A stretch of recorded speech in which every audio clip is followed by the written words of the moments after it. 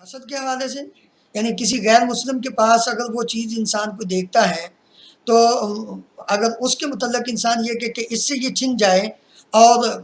میرے پاس یہ آ جائے، یا کم از کم مجھے ملے یا نہ ملے اس کے پاس دیکھ کر انسان، تو یہ بھی حسد ہی ہے، اگر وہ انسان تو ہے نا، اس نے کون سا مطلب آپ خود کیا، اللہ نے اس کو دیا نا، تو نعمت جس پر بھی ہوگی وہ اللہ نے دی ہے، تو کسی سے نعمت کا چھن جانا، اس کی تمنا کرنا اور اس کو ناپسند کرنا، یہ حسد ہے۔ اسی کو آگے لے کے چلیں تو یہ غیبت کے معاملے میں تو اکثر لوگ کہتے ہیں کہ مسلمان تو آپس میں چلو ٹھیک ہے نہیں کرنا چاہیے، لیکن وہ تو غیر مسلم ہیں، ان کے بارے میں تو کہا جا سکتا ہے، کیا جا سکتا ہے، کیا اس کے بارے میں بھی وہ اسی طرح؟ دیکھیں غیبت کی جو اصل ڈیفینیشن ہے اگر وہ ہمیں سمجھ آ جائے تو میرا خیال ہے یہ جو باقی چیزیں نا یہ ذہن میں آتی ہی نہیں۔ غیبت کیا ہے؟ غیبت وہ برائی، غیبت وہ کسی شخص کے اندر برائی جو جس کا تعلق اس کی اپنی ذات کے ساتھ ہے، جس کا تعلق اس کی اپنی ذات کے ساتھ ہے، اس کا نقصان کسی کو نہیں ہو رہا، کسی دوسرے انسان کو اس کا نقصان نہیں، اس برائی کو کسی دوسرے لوگوں کے سامنے اس کی عدم وجودی میں بیان کرنا، یہ ہے غیبت۔ نبی صلی اللہ علیہ وسلم نے پوچھا اتدرون ما الغیبہ، جانتے ہو غیبت کیا ہے؟ صحابہ نے کیا اللہ و رسول عالم، آپ نے فرمایا ذکر کا اخاک بما یکرہ، تو اپنے بھائی کا وہ عمل ذکر کرے دوسرے کے اندر جس کو وہ نہ دوسرے کے سامنے جس کو وہ ناپسند کرتا ہو۔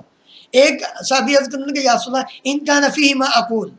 جو میں کہہ رہا ہوں وہ واقعی اس کے اندر برائی ہو، اب میں ان کان فیہ ما تقول فقد اکتبتہ ہوں، جو تم کہہ رہے ہو اگر وہ چیز واقعی اس کے اندر ہو تو یہی غیبت ہے، وَإِن لَمْ يَكُنْ فِيهِ فَقَدْ بَهْتَهُ، اگر وہ اس کے اندر ہے نہیں تو یہ تو بہتان ہے۔ تو اب اگر غیر مسلم کے اندر ایک برائی ہے اور اس کی اپنی ذات کے ساتھ تعلق ہے، کسی دوسرے مسلمان کو یا کسی اور انسان کو اس کا نقصان نہیں ہو رہا، تو اگر ہم خواہ مخواہ اس کی اس برائی کو بیان کریں گے تو نتیجہ کیا نکلے گا؟ اگر اس کو یہ پتہ چل جائے کہ فلاں آدمی میری اس برائی کو بیان کرتا ہے، اور خصوصاً اس وقت کہ جب اس کو یہ علم ہو جائے فلاں مسلمان میری اس برائی کو بیان کرتا ہے، تو وہ اسلام کی طرف آنے کی بجائے دور ہو جائے گا۔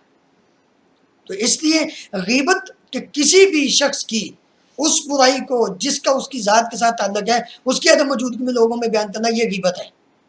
ہاں اگر اس کا نقصان دوسرے لوگوں کو ہے تو وہ مسلمان کے اندر بھی کیوں نہ ہو، وہ مسلمان کے اندر بھی کیوں نہ ہو، اس کو بیان کرنی چاہیے تاکہ لوگ اس سے متنبع ہوں۔ جیسا کہ آپ نے وہ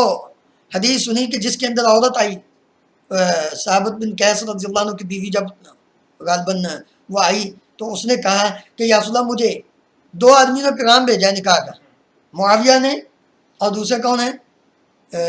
سفیان تھے، انہوں نے مجھے پیغام بھیجا نکاح کا، تو نبی کریم صلی اللہ علیہ وسلم نے کیا فرمایا؟ یہ تو غریب آدمی ہے معاویہ، واما معاویہ فسعلوکن، یہ اپنا پیٹ نہیں، اپنی دو ٹائم کی روٹی نہیں کھا سکتا، تو تجھے کیا کھلائے گا؟ اور دوسرا آدمی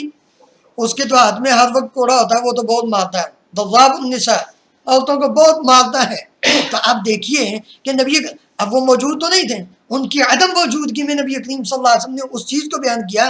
جس سے دوسروں کو نقصان ہو رہا تھا، تو آپ صلی اللہ علیہ وسلم نے متنبع کیا، اور یہ غیبت نہیں ہے۔ اگر یہ غیبت ہم مان لیں تو پھر تو دین سارے کا سارا ہی بیٹھ جائے گا۔ محدثین نے جتنے لوگوں کے حالات لکھے ہیں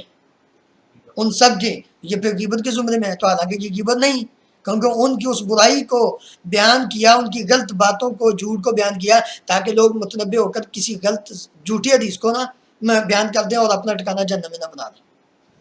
ٹھیک ہے جی، سبحانک اللہم و بحمدک اشہد ان لا الہ الا انت